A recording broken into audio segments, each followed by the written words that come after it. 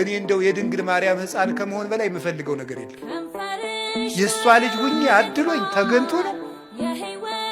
እነዚያ መለኮትን ዳሰው አቅፈው አጥብተው ያሳደጉ እነዚያ እጆች፣ የሚያበሩ እጆቿ አዋን አግኝቼ እጄን ይዘው ጎትተውኝ ነው።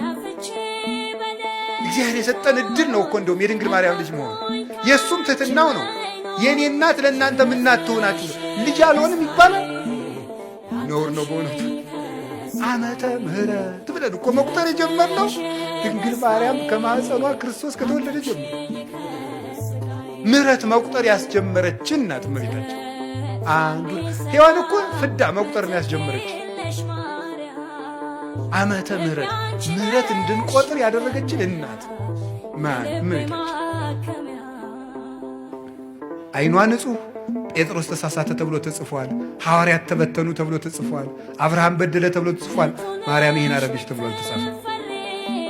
አንደበቷ ክርክም ያለ ነውር የሌለባት እውነት ጠባቦ ትሕት ዘልዕቀት በቤተ መቅደስ ውስጥ ተቀምጣ መልአክ እያነጋገራት ትዕቢት የሌለባት ትሕት